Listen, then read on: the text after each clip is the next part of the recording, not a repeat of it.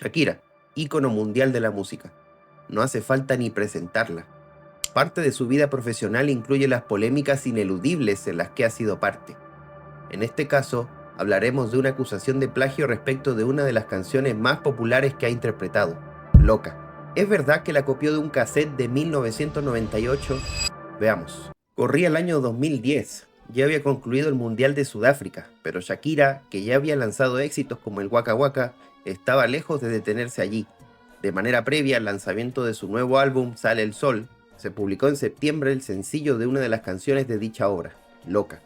Siguiendo la tendencia de varias de las obras de la cantante colombiana, existe una versión en español y una en inglés. Si buscas los videoclips, notarás que los artistas participantes son diferentes.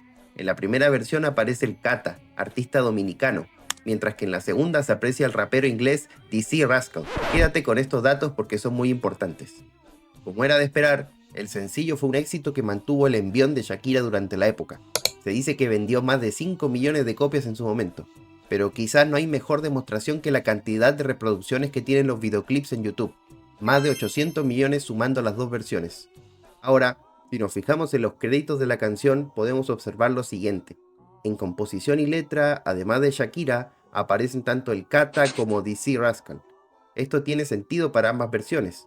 Pero luego observamos que aparece Pitbull, quien por lo que he investigado es representante del Kata, y luego un artista llamado Ñejo. La razón por la que aparecen estos nombres es porque existe una versión anterior de la canción Loca. En realidad se llamaba Loca con su Tigre y tuvo varios remixes. Si buscas en Shazam, por ejemplo, te aparecerá uno en los que se menciona a Ñejo y a Dálmata. Ya que tienes el contexto, podrás comprender un poco mejor por qué se dice que existió una acusación de parte de este artista, Ñejo, sobre la autoría de la obra. Un artículo de 2011 reveló que dicho reggaetonero habría dirigido su demanda principalmente contra el Kata. Lo que habría expresado es lo siguiente: estoy furioso. Usaron mi parte de la canción, mis versos, las voces mías y el remix que hice con Dálmata. Kata me robó porque se quedó callado para llevarse la pauta. Aunque él escribió la canción original, sabe que Shakira se enamoró de mi versión. Le pusieron Shakira featuring Kata y un agradecimiento adentro a mí y a Dálmata. Debió decir Shakira featuring Ñejo. Más allá de eso, no encontré que hubiera pruebas de una demanda contra el Kata, Shakira, Pitbull, alguna firma o lo que fuere. Tampoco vi algo relacionado a un posible acuerdo entre las partes, así que dudo que haya escalado de ser verdad. Te invito a que escuches las diferentes versiones y remixes para ver si Ñejo tiene un caso. Por razones obvias, no voy a poner extractos, pero lo importante es que de manera oficial y legal no se ha declarado o constatado plagio. He visto gente que confunde los temas controvertidos de esta canción. Resulta que no hay un solo caso de plagio, sino dos como mínimo. El que contaré a continuación es mucho más formal y serio que el anterior. Muchas personas se quedaron con eventos ya obsoletos, y tal vez no sepan cómo se desenvolvió el caso realmente. Así que aquí va. Voy a iniciar contando la historia del denunciante.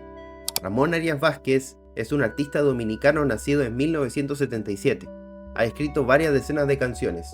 Entre 1996 y 1998 compuso la canción Loca con su Tigre, el mismo título que luego utilizó el Kata más de 10 años en el futuro. Comenta que se inspiró en el triángulo amoroso que habría entre su hermana mayor, el novio de ese entonces, un tigre según Ramón, popular con las mujeres, y un hombre de familia rica.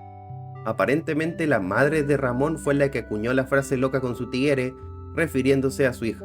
Finalmente terminó de escribir la canción en 1998 y utilizó como medio de almacenamiento un cuaderno. El problema fue que este se perdió debido a las inundaciones en Santo Domingo. De todas formas, logró grabar un cassette de la obra interpretada por el cantante Aramis durante ese mismo año. También hubo una versión mejor producida en un CD a cargo de un técnico de sonido de nombre Juan Pablo West Smith.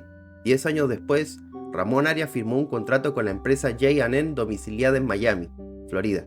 En términos simples, cedió los derechos a la compañía para proteger, publicar, registrar y explotar la obra, además de disponer del 50% de las regalías que también administrarán. Durante el mismo 2008, J&N inició acciones legales ante la Asociación Estadounidense de Compositores, Autores y Editores, ASCAP en inglés. En mayo de 2011, la ASCAP finalmente notificó a la parte de Sony que J&N afirma tener los derechos de la canción. Dado que ambas partes dicen ser propietarias y no se ha decidido quién realmente lo es, la asociación suspendió la distribución de las regalías. Entrando el año 2012, J&N firmó un nuevo contrato, esta vez con Majimba Music Incorporated, empresa domiciliada en Nueva York. En virtud de este acuerdo, Majimba tuvo el derecho de publicar Loca con su tigre y ejercitar las acciones legales para proteger los derechos de autor de la obra. De hecho, fueron ellos quienes finalmente demandaron a las diferentes empresas de Sony. Sin embargo, antes de firmar el contrato ya se estaban moviendo, ya que en noviembre de 2011 registraron la versión de 1998 en la Oficina de Copyright de los Estados Unidos. Es decir, la canción que se encontraba en el ya mencionado cassette. Para finalizar esta parte, Ramón Arias dice que en 2006 o 2007 le cantó la canción al Kata y que le llamó la atención. Le interesó tanto que la escuchó varias veces más y luego lo invitó a grabar. De ahí que tomó conocimiento de la obra y luego la publicó a su nombre. Nótese por favor que todo lo que he dicho es la versión de Ramón Arias, la que dio en el proceso judicial. Ahora veamos qué dijo el Kata, ya que la historia dice básicamente que oyó la canción y le gustó tanto que la robó. Así que no queda muy bien parado. Según el Kata, su canción se hizo popular en Dominicana por allá del 2007, pero niega toda esa historia de Ramón Arias en la que supuestamente este último le cantó en persona. Fue escrita durante el mismo 2007 y fue inspirada en la relación con su ex esposa. Él cumplía el rol del tigre que ya vimos en la versión de Arias dentro de la historia de la obra.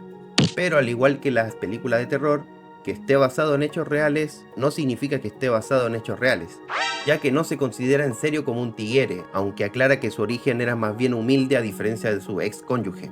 El problema con estas declaraciones es que contradicen lo expresado en otras instancias. Supuestamente fue el manager del Kata quien le dio la frase que luego sería el título de la canción, pero ahora dice que esa versión existe para proteger su privacidad. Si se preguntan por qué no hubo alguna forma de transar, conciliar o mediar antes de acudir a una instancia judicial por este tema, los documentos indican que esto sí ocurrió, entre 2010 y 2011 por lo menos. El mismo Arias habría admitido que renunciaría a los derechos de la obra a cambio de un porcentaje de regalías y dinero. Lo chistoso es que el Kata, por su parte, admitió haberle dicho a Arias que le pagaría si desistía en su intento de reclamar la canción como suya, pero en verdad ese pago nunca fue su intención. Cine. De todas formas, a mediados de 2011, Arias habría firmado un contrato en inglés y una declaración jurada que entre comillas concluirían la controversia. Obviamente esto no prosperó porque al año siguiente se presentó la demanda. Pero, ¿por qué sucedió esto? Según el juez, hubo pillería, viveza o como le digan por ambas partes. Por un lado, la parte del Kata al parecer quería hacerle firmar la renuncia a los derechos de la canción para luego tirarlo a la calle. Por el otro, Arias firmó los documentos después de haber cedido los derechos a J&N como supimos al inicio, así que en todo caso no hubiera servido de nada esta operación, salvo que el mismo Arias lo hiciera para recibir dinero y luego demandar de todas formas, como sucedió a través de Majimba. Igual quédate con este tema del contrato porque volveré con eso luego. Ahora, antes de pasar a la decisión y motivación del juez, quiero mostrar la comparación de las letras de las tres versiones principales. La de Arias que supuestamente viene del 98, la del Kata de 2007 y la de Shakira que vendría a ser de 2010. Sin ser experto en letras de canciones, sí hay coincidencias más allá del coro entre las versiones del Kata y de Arias. La de Shakira ya se aleja un poco, pero supongo que tiene que ver también con que se dirigió hacia un público más global. Aunque si me preguntas a mí, hasta ahora no entendía a qué se refería cuando decía Kiki. Ahora sí, vamos con lo resuelto por el juez. Primero, sobre si se puede proteger la letra, señala que no todo se puede proteger. Esto incluye dichos populares, antiguos, cuyo origen incluso puede ser desconocido, o frases generales que en el caso de ser protegidas ya sería un abuso porque no constituye realmente una creación del artista que lo merezca.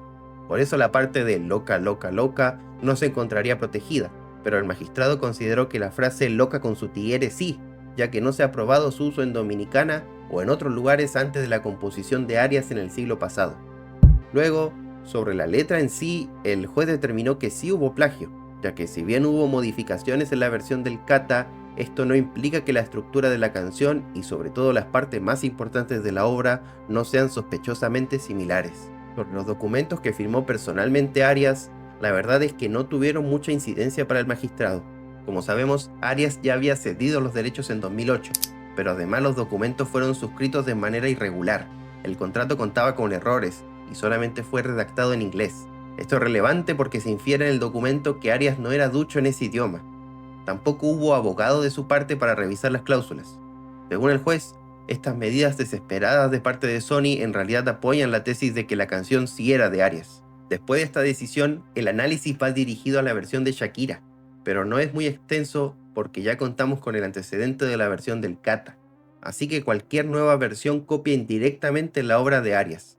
De todas maneras, la estructura similar se mantiene más allá de algunos cambios que, como dije antes, se realizaron para apelar a un público global, como el uso del término tigre en vez de tigre.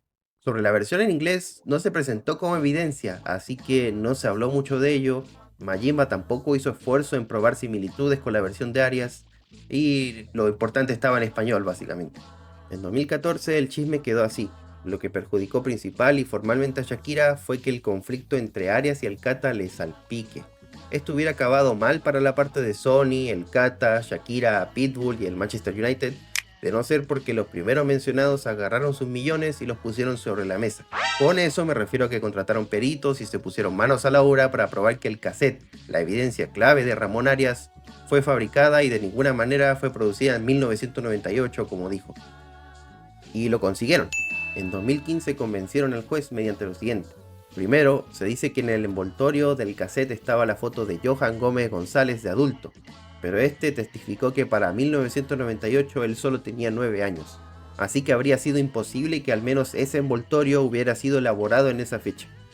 Además, resulta que dicho cassette contenía más canciones además de Loca con su tigre.